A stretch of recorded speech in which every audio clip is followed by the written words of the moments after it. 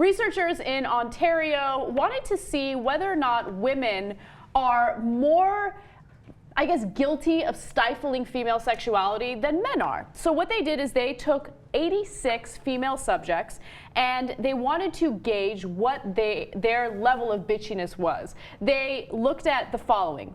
Roughly the same age group as the participants. They were about the age of, between the ages of 20 and 25. They watched for signs like eye rolling, looking the Confederate up and down, and laughing sarcastically. Now let me tell you who the Confederates are.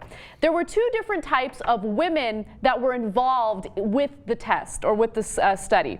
There were the conservative Confederates, which were conservatively dressed women, and then there were sexy Confederates, which of course are dressed in a sexy way. Now the women were paired off, okay, and they were either paired off with their friends or they were paired off with complete strangers. They were told that they were participating in a study regarding friendship. While they were participating in this so-called friendship study, all of a sudden a woman would walk into the room and interrupt. Now two different women would walk in. It would either be the conservative Confederate who was dressed as the following. She's dressed very modestly with a plain blue shirt and khaki pants, and her hair is up. Or subject B would walk in, who of course is dressed a little more provocatively. She's got the boots, the mini skirt, a low-cut top. Please forgive me if I'm being personal, but tell me about your sex life. Okay. So one of these girls would walk in, and of course it's the same girl, but she's dressed differently. And the researchers would take a close look at how the test subjects would respond to the girls, okay? And they were particularly looking for the level of bitchiness on a scale of 1 to 10. Now, bitchy is a strange word to use. The actual word is indirect aggression. And the signs that they looked for were as follows. In one case, a participant said the sexy Confederate was dressed to have sex with a professor. Okay, so that's an example of extreme bitchiness. One didn't wait for the sexy woman to leave the room before exclaiming, "What the fuck is that?" Then that's awesome. Then she added, "No! All right, I love this study. And it confirms, unfortunately, some of the things that we had suspected, partly based on previous studies that we've covered on the show.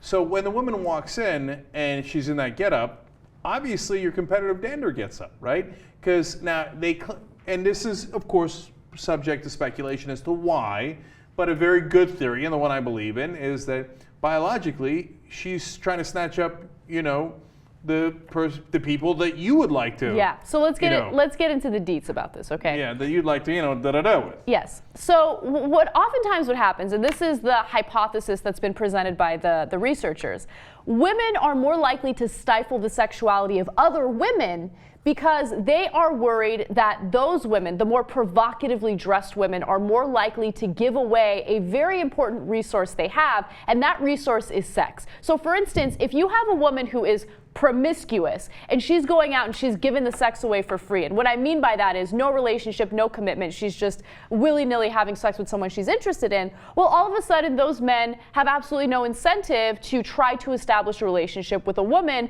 who is trying to keep that resource until he earns it. So to put it more eloquently, as the researchers, I know, but that's the kind of mentality that goes through their minds, which is so fascinating. So the researchers put it more eloquently than I did. They said the evidence favors the view that women have worked to stifle each other's sexuality because sex is a limited resource that women use to negotiate with men, and scarcity gives women an advantage.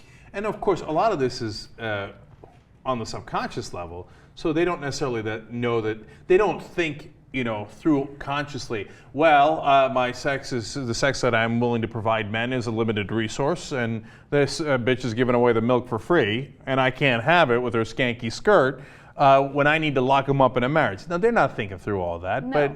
but there's DNA that's bred into us for obvious reasons through evolution that partly goes to that. Now, look, there's other theories too, and it might be oversimplifying it a little bit, but overall, Anna, I think they're probably generally right. That sounds pretty accurate to me. I mean, when you really think about it, if there are women out there that are willing to have sex without the commitment, then what incentive does a guy have? And look, and I think in a lot of ways, it's a little insulting to men to assume that that's all they want and that's the only thing they value for a woman. I think there are men out there, of course, who want an emotional connection, an intellectual connection. But right at the get-go, I mean, you're not thinking about all that stuff when you are instantly attracted to someone. You're immediately thinking about the physical connection. And that's what we're talking about here, instincts. And back in Yeah. the day, it's not like women wanted to lock the guy up in a marriage. There was no such thing as marriage, right? What they wanted was a partner who could help them raise the child and stay around long enough to be able to do that. And so that comes, and it could be even simpler. Look, a woman who they perceive to be sexually available is immediately considered competition. In one part of the study, they said, would you leave that person alone with your husband? And they're like, hell no. But who wouldn't answer hell no, right? Yeah, I would answer hell no, I think. Yeah, but you know what? They said hell no to the attractive woman that attractive woman in Hold on, Photoshop. no. I know, but there's more. There's a second part of the study Go. that I want to explain before you give it away. Yes. Okay? All right, so then there was a second part of the study where the two women, remember they're all paired off, are shown pictures of the same person who is provocatively dressed. However, in one image, she looks thin, and in the other image, she looks a little heavier. So let's take a look at that. And as you can tell, again, provocatively dressed. And the women were asked, who would you rather be friends with? Would you rather be friends with either one of these girls or women?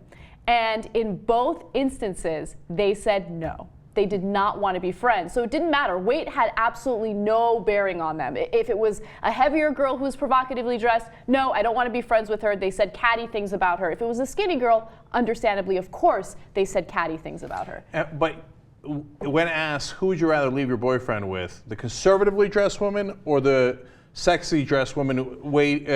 They said, when the attractive one. They're like, no. 3 times more likely to leave him with a conservatively dressed woman. Which of course makes sense. But you know, those are the ones you got to watch out for, okay? Yeah. Those are the, freaks in the sheets, ladies on the streets. Yeah. Okay, all right. And they could be undercover. They could be both in the streets and in the sheets. Yes. Okay, but look, it's funny. And then they talked about men, and they said, well, men also get their competitive dander up, but not about looks, because that's not usually how women choose. It's about their financial success. Okay. Now, and I thought about myself, and I thought, no, that's not true. And then I was like, wait a minute. And I thought, it's actually a tiny bit true. Now, I'm not concerned about what they do as a profession or how much money they have. But when I see a douchebag come in a Ferrari and be like, look at me in my Ferrari, I'm like, fuck you. That's, you know what I'm saying? And that's the same thing as the woman when this scantily dressed woman walked in that said, what the fuck is that? Yeah. It's the same thing. Yeah. So it's in us, man. It's in us. We're competitive, and we gotta, compete with one another to get the limited resource. In our case, it's the vajayjay. In their case, it's the D, and you gotta compete for it. That's life. That's reality, Yes. and it's in our DNA.